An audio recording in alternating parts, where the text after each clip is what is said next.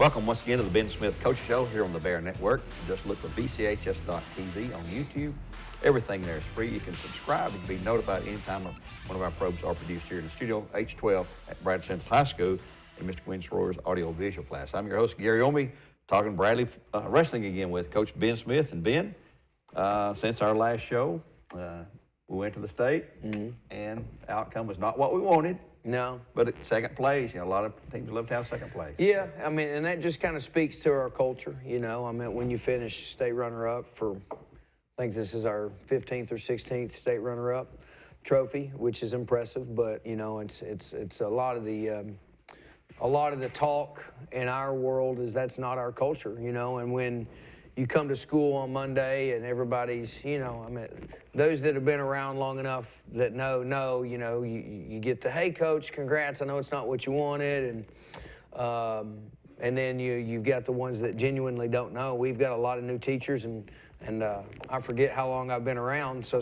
there's a lot of teachers here that have come from other areas that don't know, and they're thinking, man, hey, you second in the state by 9 points, wow, that's great, and it's, Coach Logsdon and Coach Jackson taught us a long time ago when complimented, only say thank you. So you say thank you, but, in the pit of your stomach, you're not super happy. So that's not necessarily why I'm by myself today, but it's been we're recovering and we're right back to work. And it's most places, like you said, man, they're celebrating the state runner-up. But we're pretty somber right now because we know we've had our opportunities to win it, and yeah, we're back at work.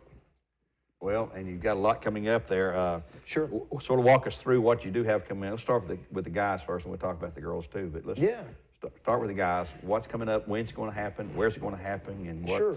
Sure. Yeah, I mean, if you want to, we can recap that day a little bit because again, I don't do that first. Then? Yeah, I don't want to be negative necessarily, but people, and again, I'm very. There's some very positive things. Yeah, mostly positive. And I wrestle with my in my own journey, in my leadership journey, in my faith journey. Like I really wrestle with optimism and positivity in the face of adversity, and I talk to my kids a lot about that. I talk to my leadership students a lot about that. I work with administration, and I try to be the positive one amongst them because I'm in an assistant type role.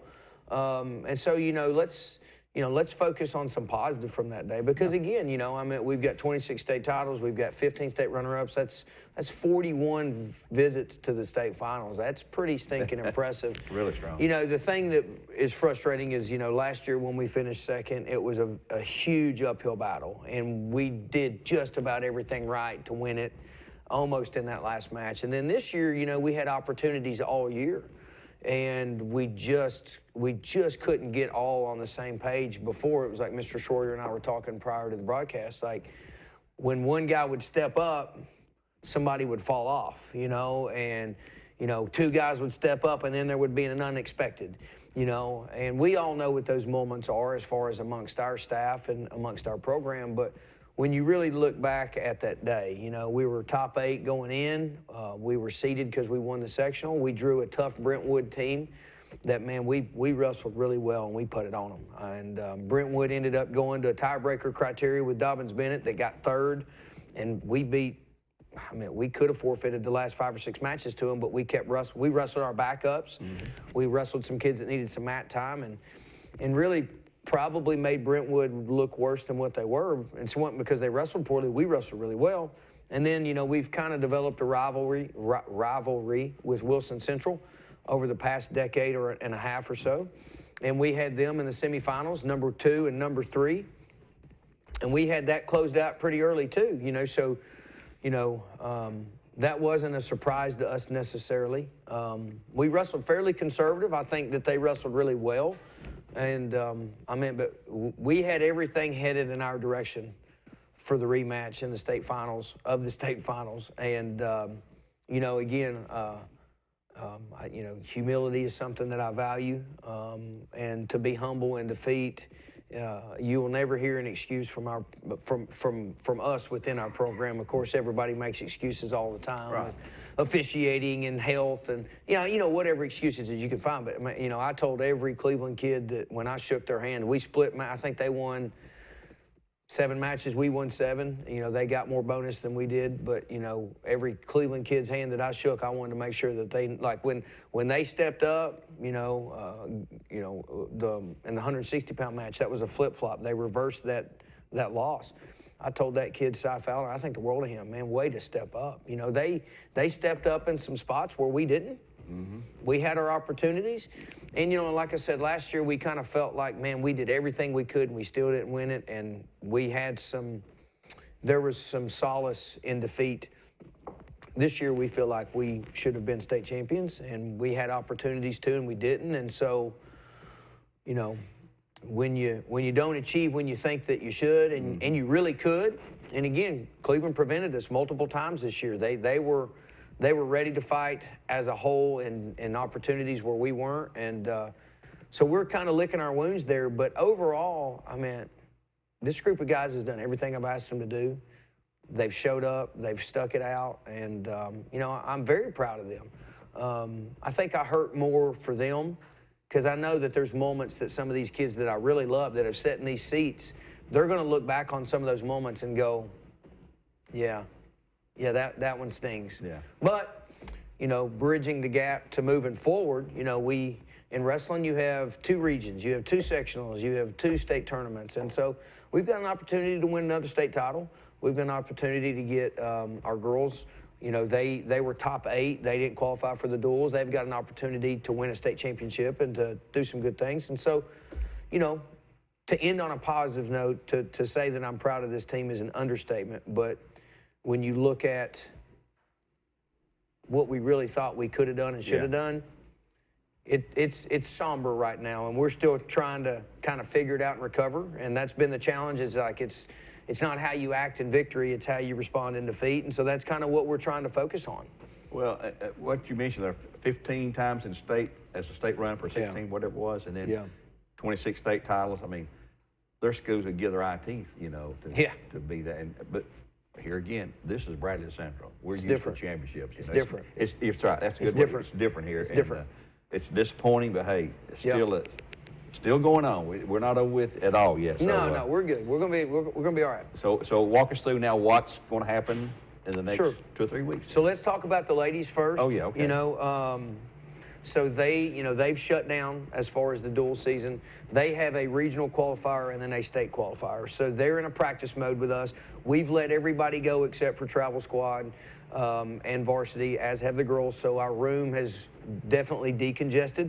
And so we're just focusing on the girls' side of it. They've got a week from Friday until their regional qualifier at Franklin County. And so we're trying to do some split practices and some combined practices and just get them ready. I mean, like I said, we've cut some girls loose. It's a 12-man roster.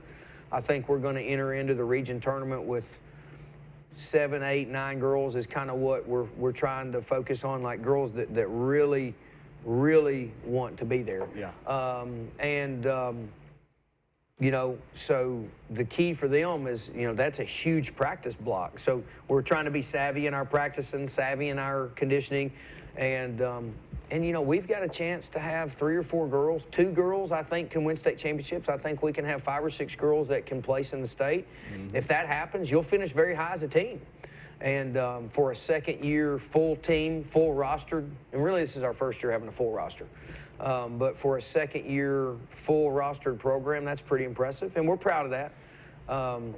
But yeah, Coach Kinsey, Coach Moore, Coach Bennett, they're doing a great job, and they're kind of letting me take the lead on the combined practices, and we're trying to give them some opportunities to practice by themselves and to do some things by themselves, because the end game is to have some structure and some brick and mortar where they can have their own facilities, their own locker rooms, they can legitimately be their own program. Yeah.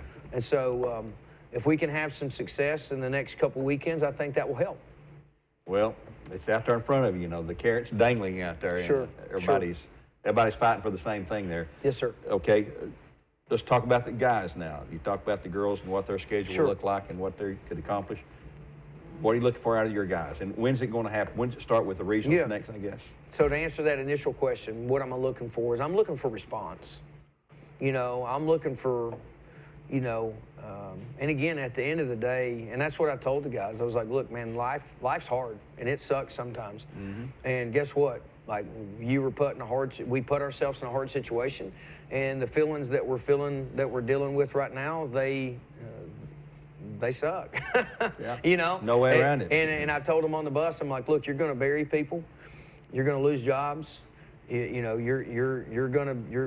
marriages are sadly going to dissolve, and like there's a lot of things in life that are going to be not what we want and not what we expected, and it's how we respond to those is what's really going to matter. And you know, and that was my challenge. You know, we had a great example of what, you know, Dobyns-Bennett lost in the first round, and then they battled back for third. Everybody in that building thought it would be Summit wrestling for third. Some people thought Summit might be wrestling for a state championship. You're like, Summit, I love Pete, but their team did not respond. Dobyns-Bennett's did. Wilson Central's didn't. So I said, hey, we got a great example of what it looks like to have teams respond in adversity, and a great example of what teams don't need to, how we shouldn't respond. And we've been that team. We've used examples where we lost in the semis and had to fight back for third in 2020. And then again, you know, in 2015. Like, those teams were tough. They were resilient, and that's my challenge. So, you know, we're focusing on learning how to respond to adversity and defeat and being resilient. And, you know, yesterday was not a fun day at practice for them. It was not a fun day at practice for me. And I told them I want them to be uneasy. You know, we're a Spartan culture. You know, like you win or you go home on your shield. And we felt like we didn't necessarily do that. So we're going to work, and we're focusing on those that want to be here. And I remember, you know, when I wrestled for Coach Logan and Coach Jackson, I was always uneasy around them because I wanted their affirmation. You know, if I pinned them, it was never fast enough. Yeah. If I won, it was never by enough. Like, me and the coaches are looking at ourselves going, maybe they're a little bit too comfortable. Maybe they're a little bit. Got them out of that comfort zone, huh? That's why we didn't bring anybody today. I don't necessarily want to be around them, and I don't want them to be around me right now. When they show up at 3:30, we're going to work, you know. But moving forward, we've got the traditional region this weekend that we host. We'll set up Friday night after the girls avenge their loss to McMinn Central. Okay. And we'll host the region here. Going to weigh in at 8, wrestle at 10, finals at 2. The top 4 from that qualify for the sectionals. That would be Region 3 and Region 4 combined. That will be at actually Howard High School. Okay. So they're in our region now, and it's our region's turn to host, and Howard wants to host to make some money, and let's let them host. So next Saturday we'll be at Howard. The top 4 from our region will be it'll be the top 4 combined with the top 4 from Region 4. The top 4 from that will qualify for the TSSAA state tournament held in Franklin the next Thursday, Friday, Saturday. Who are you looking for out of that Region 4? We know Region 3, what we got over here. But and again, it's like girls basketball. I mean, it's the power. Like Region 3 and Region 4, you know, you've got Blackman and Oakland, which both of those dual teams easily could have, and in a 16-man bracket should have been, and very easily could have been wrestling for third right there with Summit, Wilson Central, and Dobyns-Bennett. So, you know, our region, you know, you got Cleveland and Walker Valley, and then you've got the smatterings of kids that are good from Ray, Ooltewah, Howard, and Walker Valley. I mean, so you got a pretty strong small region that combines with a very large, tough, big region. And I think they've got a 14, 16 team region. But when you throw us, Cleveland, Wilson Central, together with Oakland, Stewart's Creek, Riverdale, Blackman. I mean, it's that's Tennessee wrestling in a nutshell. Oh man, that could be. I mean, there's going to be state finals wrestled in the semifinals. You know, I mean, so I'm looking at them all. Yeah. I mean, right now I'm looking at what's ahead of us, and that's me getting 14 guys to the sectional. And then if we're going to win a state championship, we've got to get the majority of those 14 to Franklin. So there's a lot that we're looking at right now. Well, for the folks that are not real familiar with wrestling, the duels we had, that's team against team. Sure. And the traditionals are individuals, and like you say, you want to have all 14 weight class there. Sure. but there can be people from schools where the team didn't go the duels, but the individual can go and wrestle. So it's 14 weight classes, and it's 14, 16-man weight classes that everybody qualifies for. And they keep up with the team score as you go. Yeah. So numbers matter. You know, if I've got 14 guys there and Cleveland's got 14 and Wilson Central's got 12 and Dobbins-Bennett's got 13 and like the rich stay rich, so to speak, but that doesn't mean that the 3 kids from Ray County can't score points for their, like those 3 kids from Ray County can ruin somebody's day, you know, because they've got the opportunity to. So like the deeper, you know, we've got 3 potential state champions. They're going to score a lot of points for our team.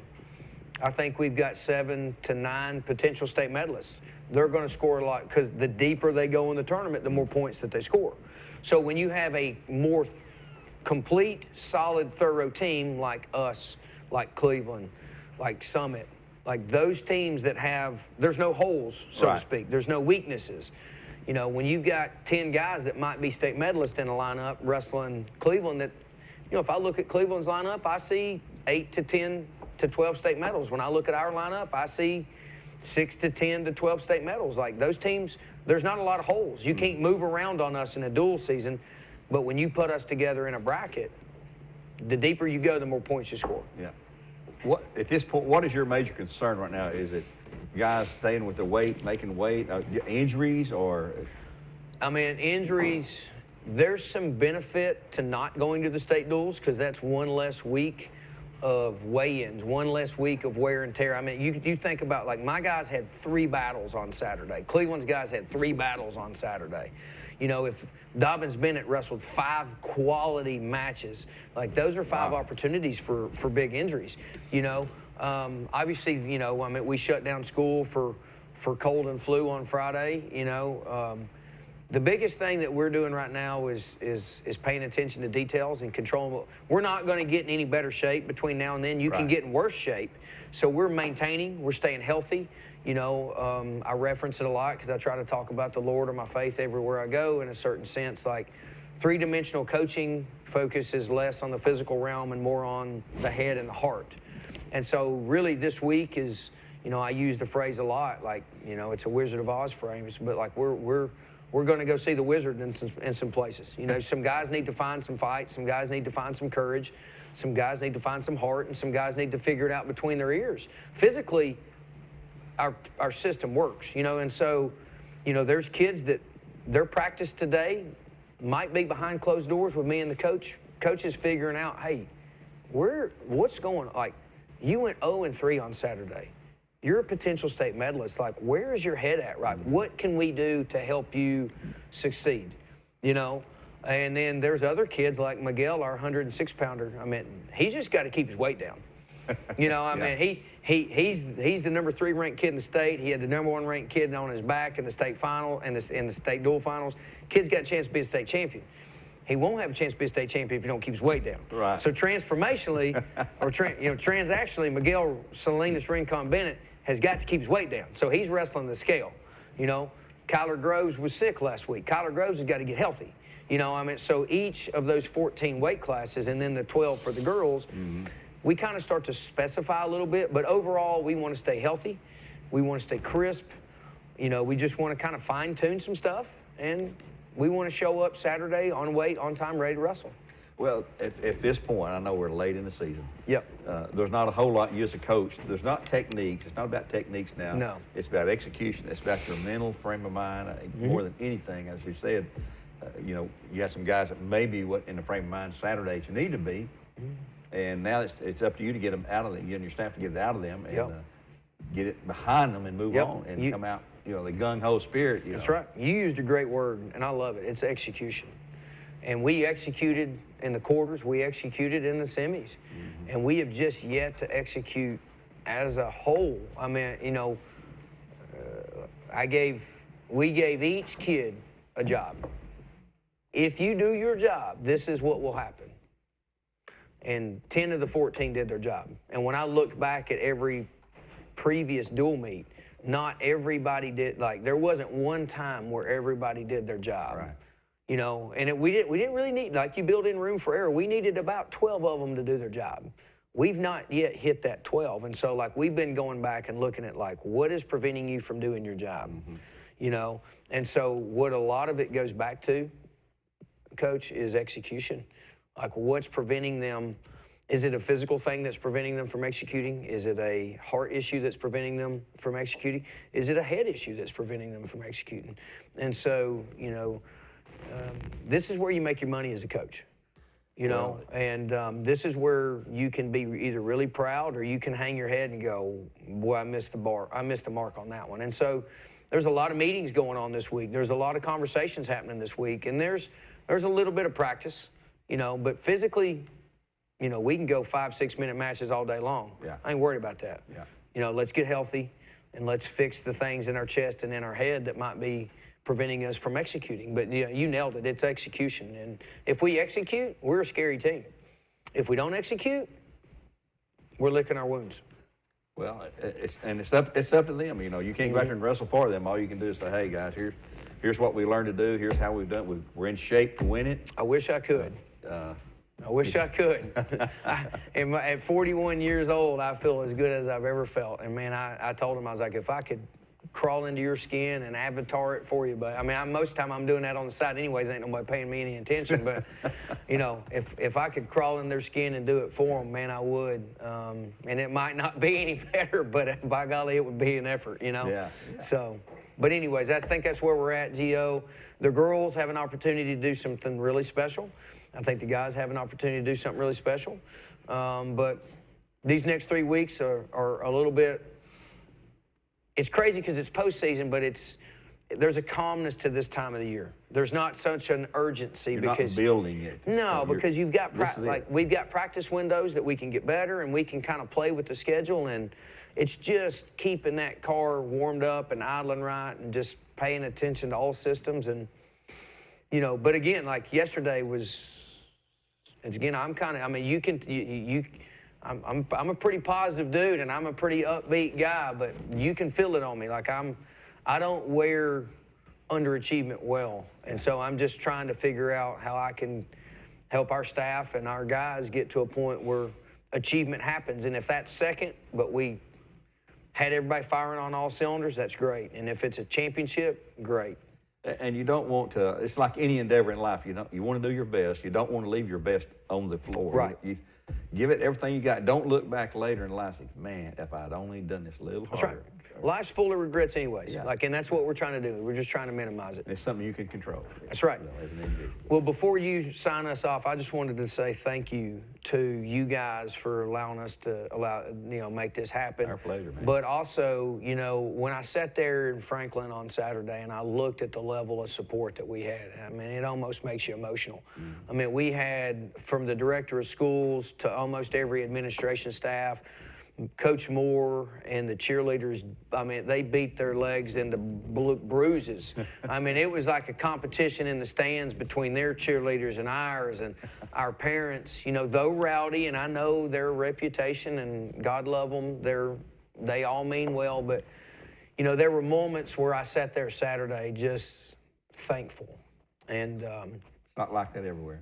No, it's not. And Bradley is a special place to be, and I sit in a special seat, and I don't take it lightly by any stretch of the imagination. And, you know, just an opportunity to say, because I stay away from people. I mean, I don't have anxiety by any stretch of the imagination, but when I'm in the zone, I don't want to talk to a whole lot of people. I don't make myself available. You know, this is about as public as I like being, in all honesty. And even then, I don't even watch these because I don't like seeing myself on video or hearing myself talk. But you know, to have a public opportunity to say thank you. Because again, I'm sitting there before the state finals and I'm looking in the stands and I'm adding up the dollars and the time and the sacrifice, and I'm looking at my kids and going, what a humbling place to be. And I just felt really grateful. But thank you to everybody that showed up and that came out, and let's keep doing it. Well, Coach, we're blessed to have you as our head coach. Well, thank you. I sincerely mean that. You're doing things the right way, and you're leading in a very positive Christian type way, and that does not go unnoticed. I promise you that. Thank you. We'll do this again next week. Sure. That's been Coach Ben Smith here on the Ben Smith Coaches Show on the Bear Network, BCHS.TV. Thanks again to Mr. Sawyer and all the folks here in the studio that make this possible. Until next week, God bless, and go Bears and Bear. That's right.